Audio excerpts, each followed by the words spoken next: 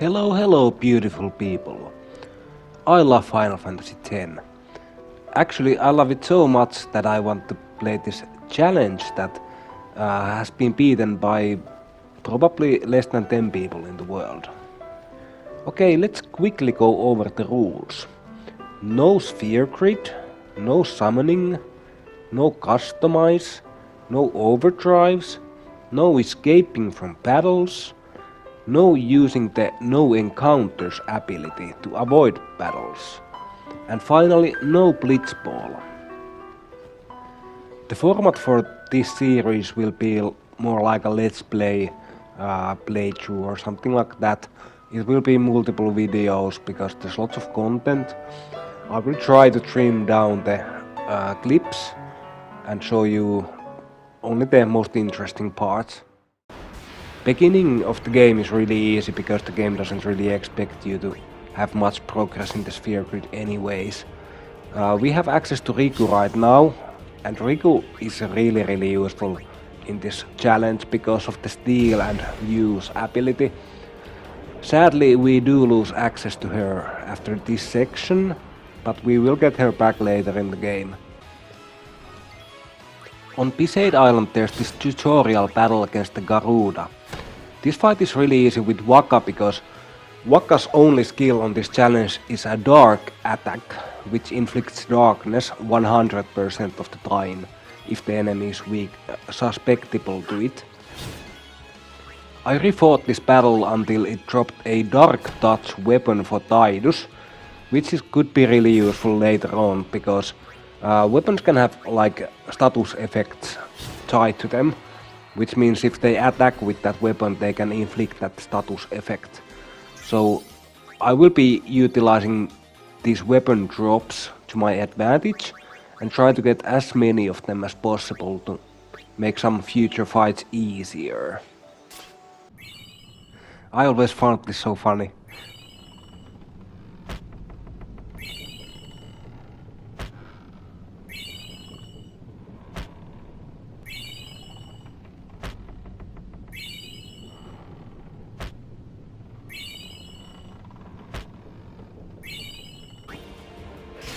The boss fight on the ship isn't anything special. You just kill 2 of the sin scales. Don't kill the 3rd one because if you do that they will respawn. So just keep 1 of them alive. After that you switch over to Lulu and start casting spells on the sin's fin. You can also use Waka's normal attack and I think Kimari's Lancet ability as well.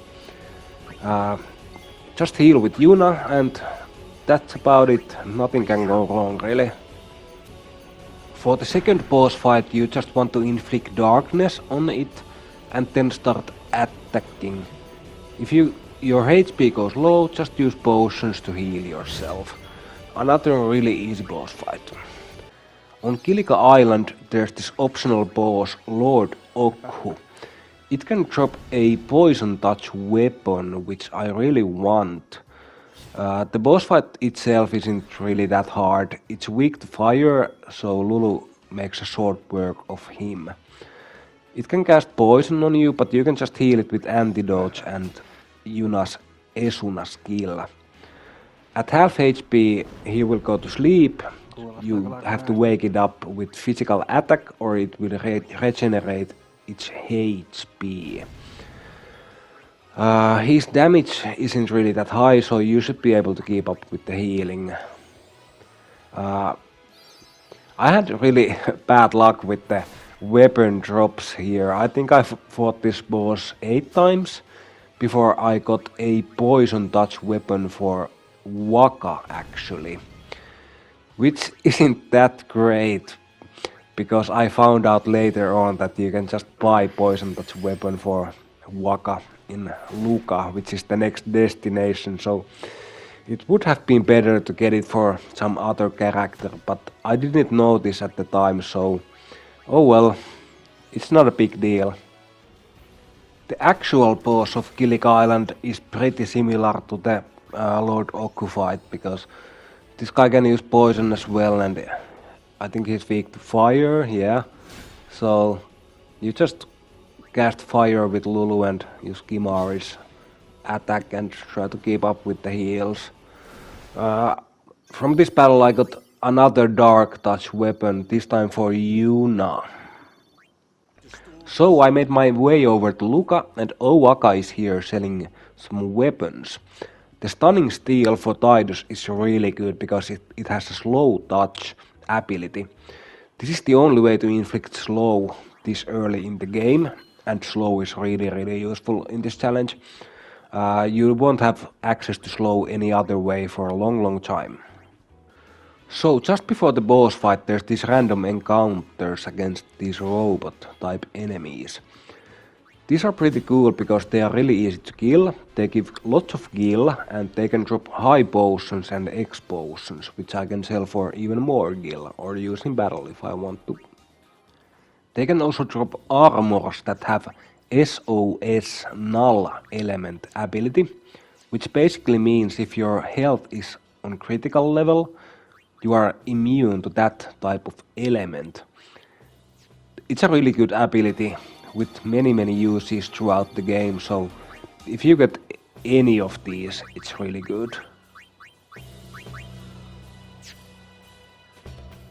So I stayed here until I had 99 high potions and decided to move on. So we have another really easy boss fight here. The gimmick for this fight is that there's this crane that you have to power up using Lulu's Thunder spell. Just cast the spell on it 3 times, then use the crane with Tidus. This will deal like 5,600 damage on the boss, and the boss has 6,000 HP. After that you just finish off the boss with physical attacks or thunder. You really want a lightning strike weapon from this boss for Tidus. Tidus specifically, I don't know how to pronounce that word. The drop rate isn't too great, but if you do the finishing blow with Tidus, the chance for Tidus to get drops increases. And this can be, actually I will be using this method a lot throughout the game to deal the finishing blow with the character that I want the weapon or armor on. It took me 6 resets to get the lightning strike weapon, but it's well worth it because it makes another boss fight much easier down the line. And with that boss down, we have finished Luka. Now we get access to Auron, which is an amazing character in this challenge. Actually I lied, there's a couple more fights in Luka, but these are pretty easy. For the Sahagin fights there's 18 Sahagins, and Tidus kills them in 1 hit thanks to the lightning strike weapon we just got. Aside from that, just keep healing and they will go down. Then we have another fight against Garuda, with Auron in the party this time. Auron can use power break, which reduces enemies' damage. And thanks to that, plus the slow touch, poison touch and dark touch weapons, the Garuda can't do really anything to us and it will kill itself basically with the poison. Now we are on to Miehen High Road. On Miehen High Road there's this random enemy called Dual Horn, which is quite nasty actually. It can deal a lot of damage. As you can see here, it deals 500 on Auron. Thankfully Auron has 1000 HP, so he can survive that. You want to power break him and slow him, dark, poison, all of the usual stuff. It can also drop weapons with silence touch. I'm not sure how useful that is, but I got one for Kimari. Maybe it will be useful later for the elementals or flans or something like that. From here on out, Lulu's spells won't one-hit kill the elementals or flans anymore, so they will be increasingly more dangerous as we go on. Thanks to the SOS null plays on Tidus's armor, he's completely immune to the bombs as long as he's on critical HP. I do have armor for Yuna as well, so the bombs aren't an issue. After every random encounter, I go to the menu and change a formation to Tidus, Yuna and Auron because they have the best chance of surviving. I will also heal with Yuna everyone to full HP, and this can get pretty tedious over time because if you forget to do it once, you might be in trouble in the next random encounter. These eyeball enemies can be really dangerous because their basic attacks can confuse you, and here you can see I have Lulu and Wakka confused, so the situation is not that good. Especially if you get ambushed on the battle, so they get their first turn before you, so it's not really that dangerous this early on in the game, but later on it's basically game over. It's always a nice feeling to get to another save point because the walks can be quite long with the battles taking a long time to defeat, and any battle could result in a game over, which sets you back quite far back. The next boss is Chocobo Eater, and you can just use Power Break, Darkness, Slow and Poison on him to make him pretty much harmless as well. These early bosses have quite many status effects you can take advantage of, so they are really not that bad. It has 10,000 HP, but Lulu's fire and Auron's physical attacks deal like 200 damage each, a little bit over that actually.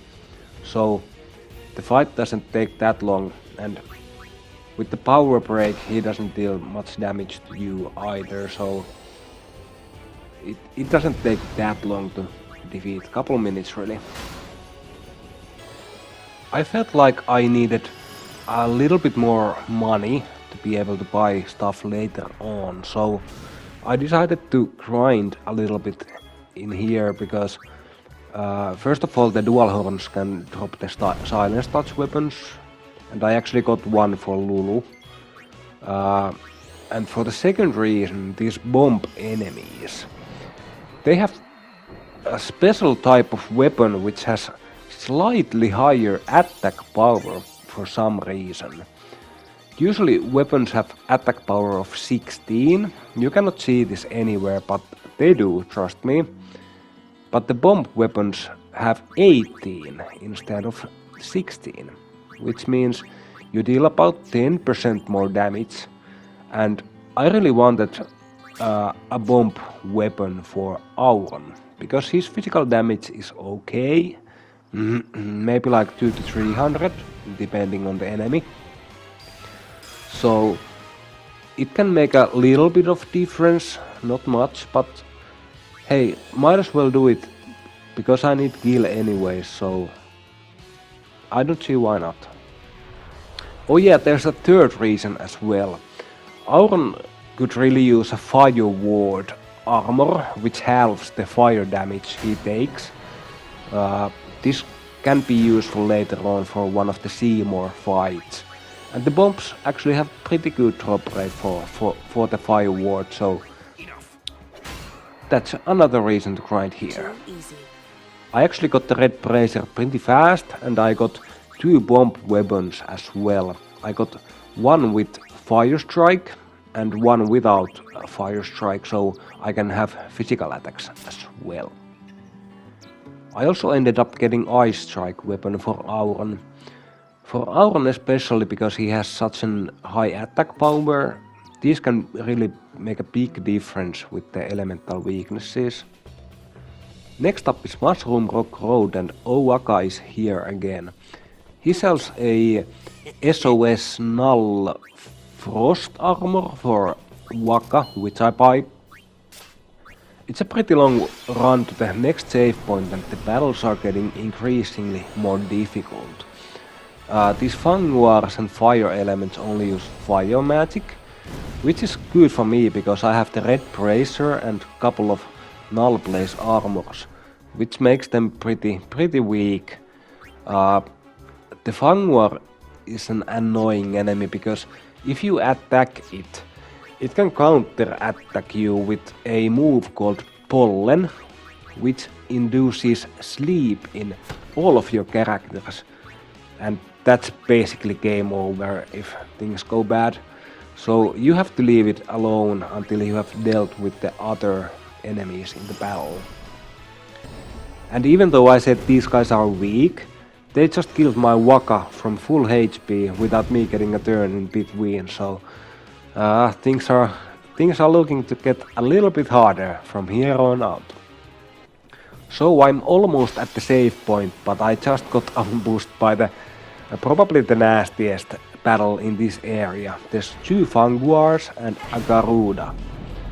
So I basically have to deal with the Garuda first because of the Pollen counter attack the Fangwars have.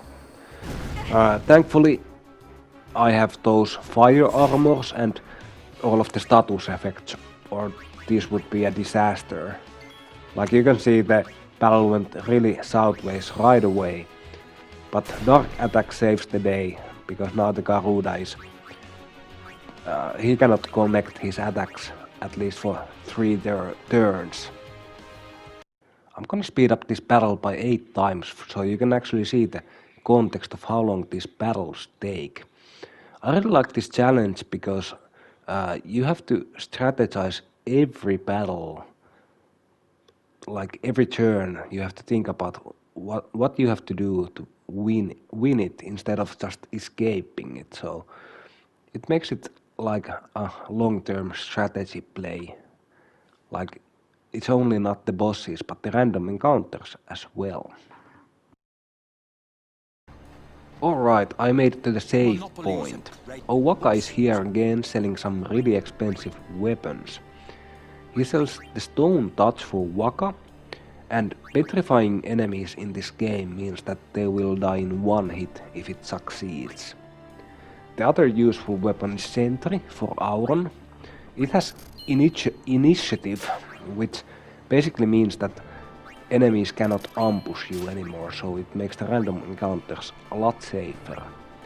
I didn't actually have enough money for everything that I wanted, so I went back to grind some more, and then I proceeded to purchase everything that I wanted. Alright, it's time for the next boss. This boss is probably the first semi-hard one. It's a really long fight, at least. So, this boss has 4 different parts. It has the body, which I power break right now to reduce its damage. Then it also has a head and 2 arms. So, the arms itself do not have any attacks, only the head and body do. The body alternates between normal attack on 1 target and demi on everyone. And the demi is really good because it can never kill you with only this percentual damage. So, the plan is, first of all, we need to get rid of the head. You can only target the head with Lulu's magic, Waka's attack or Kimari's lancet. The head can also use thunder, which deals like 200 damage I think, but lightning ward halves that. The head also starts to move rapidly, and if you don't attack it soon after that, it will do something crazy. I don't know, because it never gets to do it for me, so I didn't plan to find out, so it only keeps using thunder. The head has 4000 HP, and as you can see, Lulu's thunder deals like 200 damage to it, so it takes a while to kill it, but there's really no rush. Aside from that, just keep healing with Yuna, or you can even swap Yuna out for Kimari to deal more damage and revive people when they die, because the boss cannot really kill you all at once. It only kills 1 character, and you can Phoenix down him or her, or you can use high potions as well. There's lots of good strategies. Every strategy takes a long time still though, but there's really no risk of dying. I don't know what else to say about that. So just keep pummeling away at the head and it will go down eventually. Okay, this fire spell will kill the head, which means it cannot use thunder anymore, which will make the boss a little bit easier. Okay, now it's time to get rid of the body. Because it has 2 arms, it can block your physical attacks and reduce their damage by a lot. But to get, you can circumvent around this by just casting spells with Lulu on the body. And Kimari can also use Lancet, which won't be guarded. Auron can also attack the body with his bomb type weapon and deal about 65 damage. Or he can target the arms. They have 800 HP, so it should take 3 attacks per arm to defeat them. But problem is, the boss will respawn those arms like after 3 turns, I believe. So there's 2 strategies. You can either attack the body with Auron or defeat the arms and get a couple turns of better damage, but honestly I've done this fight about 10 times and it doesn't matter what you do. It's basically the same length anyways. It takes honestly 20 minutes to kill this boss. The body has 12,000 HP and you are dealing like 63 with Lancet and 200 with fire. And Lulu is really slow too, so Lulu doesn't get to cast spells that often.